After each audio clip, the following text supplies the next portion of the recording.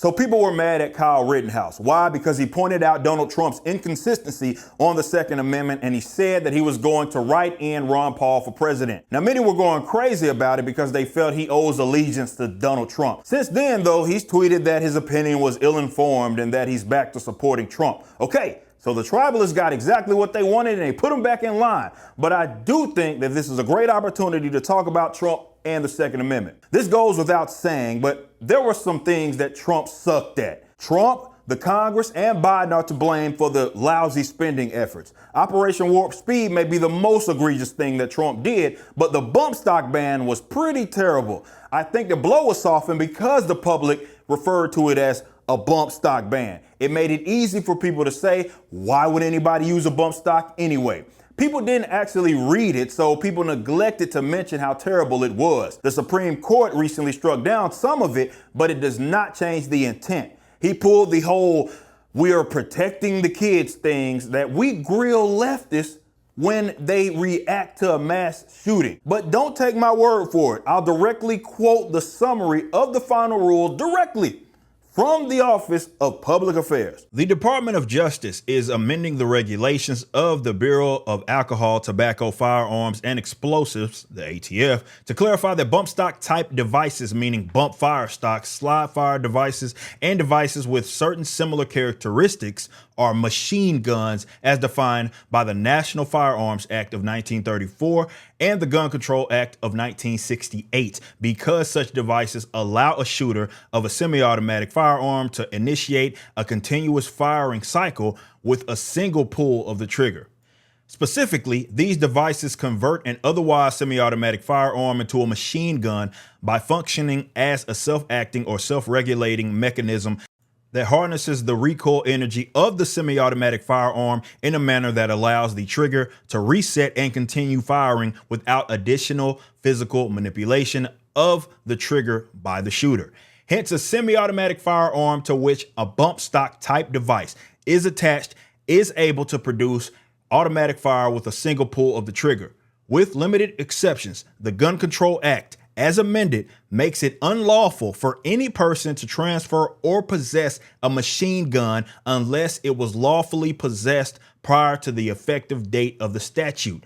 The bump stock type devices covered by this final rule were not in existence prior to the effective date of the statute and therefore will be prohibited when this rule becomes effective. Consequently, under the final rule, current possessors of these devices will be required to destroy the devices or abandon them at an ATF office prior to the effective date of the rule. Some people that have short memories may act like Trump had nothing to do with this, but if you further read, it does say that the president issued a memorandum to the attorney general concerning bump fire stocks and similar devices.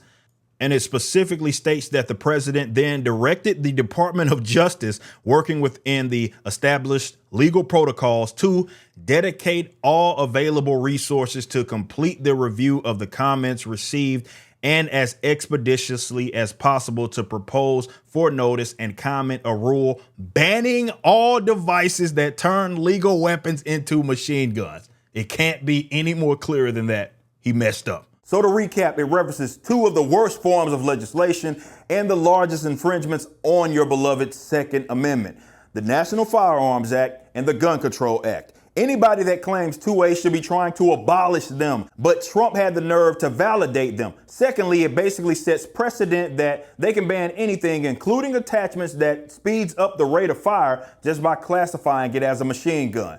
Third, it appeals to the leftist argument that something should be made illegal just because arms have improved over the years. This is the founders only had muskets argument. Oh, my bad, I thought it was arms and shall not be infringed. And fourth, it turned a bunch of the owners into felons overnight because they were required to destroy or abandon it. Again, two things can be true. Trump can be a better option, even on this issue, than Kamala. So strategically, some are going to say you should support him anyway. He's the lesser of the evils, and it's the election of our lifetimes, as it always is. So that said, would it not make more sense to ensure that Trump reverses his position? To my knowledge, he hasn't apologized regarding Operation Warp Speed and the jab. He even continued to brag about it. He hasn't walked any of that back. So to me, it doesn't make as much sense that some people were more angry at Kyle than they are at Trump on the Second Amendment. This gives him no incentive to change, as nobody is holding his feet to the fire. It's the same way each year. Republicans will say that it's a vote for Kamala, and Democrats will say that it's a vote for Trump. That is, if you're supporting the candidate that they don't like. Kyle should have been more knowledgeable on Trump's failure long before this year. This is why you shouldn't take this as defense of Kyle. It'd be awesome if everybody did research instead of blindly supporting their candidate. You'd have a much stronger candidate, and even if it's Trump, if you at least ensured that they could course correct, well, that's a better option, is it not? You're gonna support him anyway, right? It'd be admirable if he just flat out came out and said that he got it wrong on those two core issues. Acknowledging this does not mean that Kamala is a better option in comparison, but ignoring the failure only emboldens politicians to pay lip service to issues, and they're gonna have your vote regardless. Any pushback is met with whataboutism and referencing how bad the opponent is.